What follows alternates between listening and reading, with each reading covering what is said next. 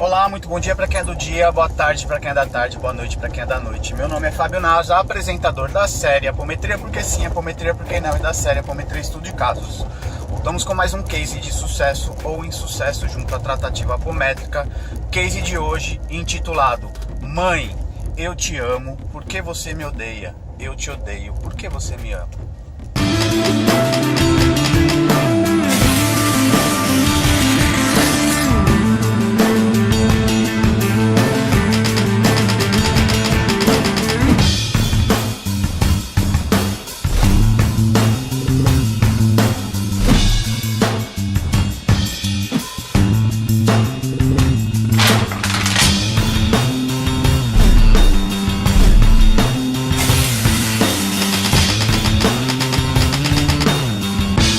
Voltamos então com mais um case de sucesso ou insucesso junto à tratativa apométrica.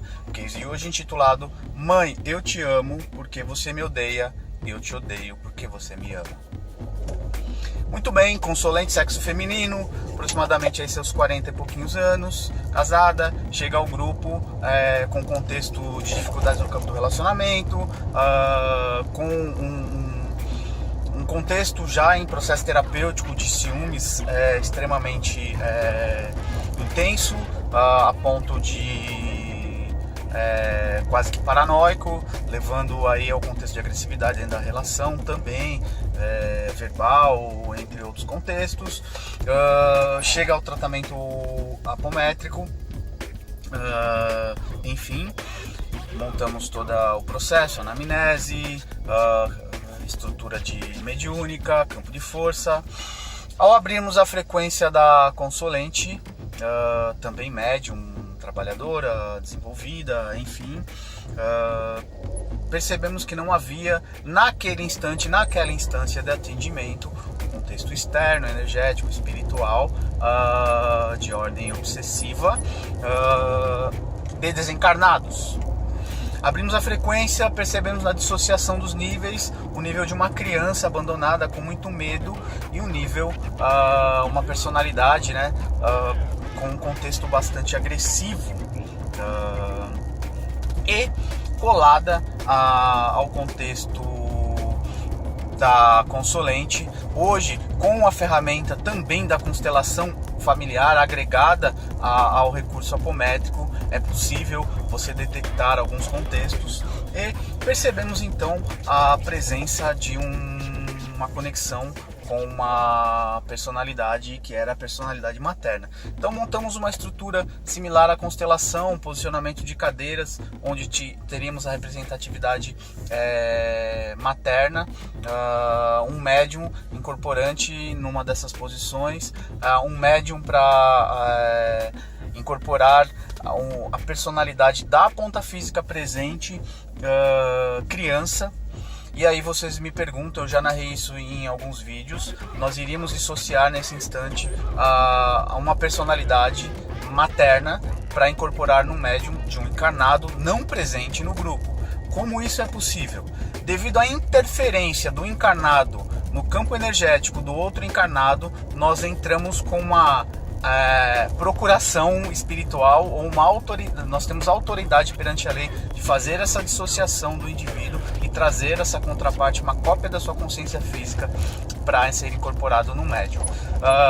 Invadimos sim o campo energético do outro, porque ele está invadindo o campo energético da ponta física presente, tá? Podemos fazer isso a forceps. O outro indivíduo à distância perceberá o processo? Não. Pode estar no bar jogando sinuca, isso não haverá interferência alguma no processo de atendimento. Ao fazermos então o acoplamento, a incorporação dessa personalidade num médium, é manifestado então esse processo de frustração, de abandono da mãe, ponta física, que estava à distância. A consolente passa então a ouvir a verbalização real do que a ponta física sente e recalca no seu campo psíquico essa rejeição para com a filha. abrimos, né, num contexto mediúnico, fizemos um rastreamento do contexto, do histórico, da onde vinha esse sintoma de rejeição, embora comportamentalmente a mãe trazia um contexto extremamente sufocante para com a filha. Quase que todos os movimentos e todas as suas dificuldades, os seus medos, suas frustrações, ela imputava para a filha, fazendo com que ela se sentisse extremamente culpada nos seus movimentos e extremamente aprisionada nos seus movimentos. Um processo literal de obsessão de encarnado para encarnado, dentro das leituras de vias obsessivas.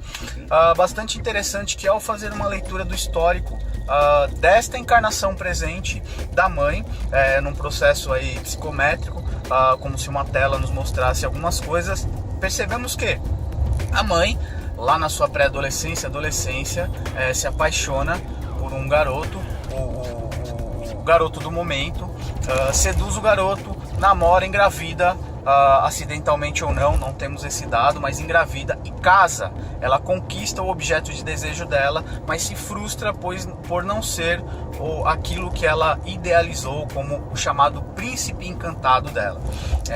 Ao carregar um casamento extremamente frustrado, de longa data, esta também desloca a sua frustração para o lombo da filha. Então, esse contexto de punição passa então a punir a filha pela sua frustração, pela sua escolha errônea, até pela escolha errônea de uma pré-adolescente aí que buscou aí o contexto do príncipe encantado. Justamente por não estar em processo terapêutico, dificilmente chegaria a essa conclusão e carregava aí então um contexto de um casamento atual falido. Muito bem.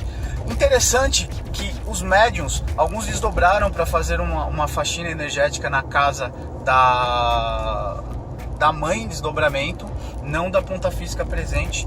E uma médium narra: Fábio, eu vejo um homem sentado, um espírito sentado ao sofá da sala. Tem um homem lá, bem apessoado, com uma roupagem elegante, e eu peço para que ela rastreie se há alguma conexão externa, se há movimentação, e ela diz: não, esse homem ele está parado, simplesmente sentado ao sofá, parado, observando.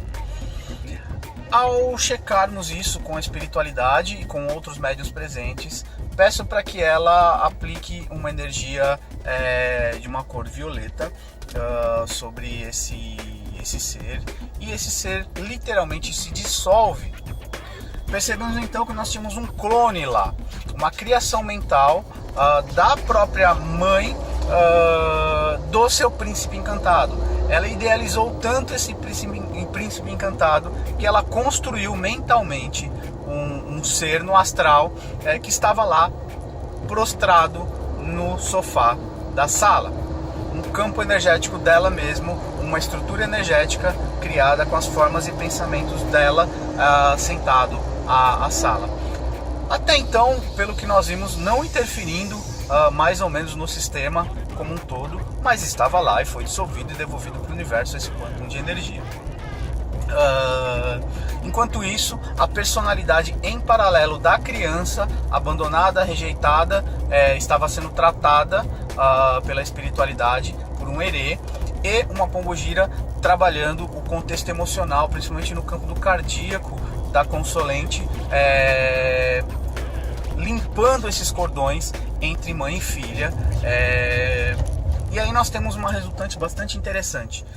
Todo o ciúmes obsessivo que a ponta física presente sentia era exclusivamente o campo energético ressonante da mãe, devido ao ciúmes excessivo que ela tinha do atual marido, ou que alimentou isso lá na sua adolescência, na sua vida.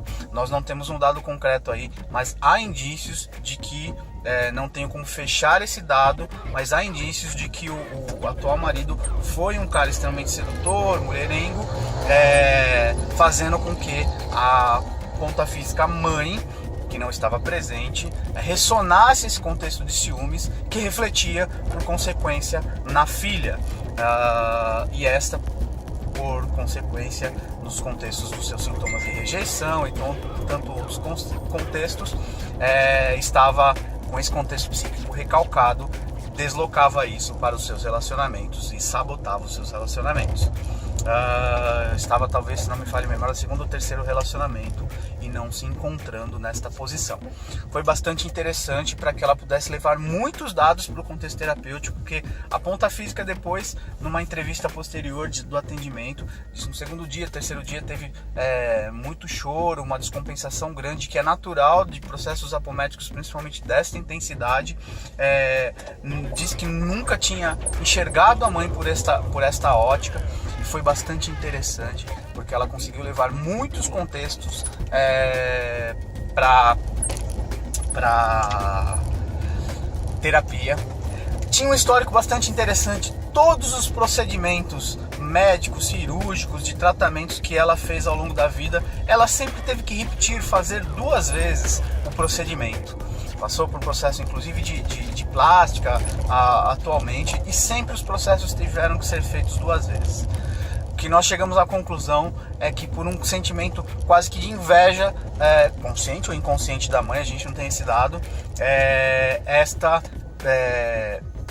quase que absorvia, roubava o campo energético desses procedimentos. Os procedimentos eram feitos quase que de forma inconsciente, energeticamente, para a mãe e para ela, e depois isso refletindo no campo físico.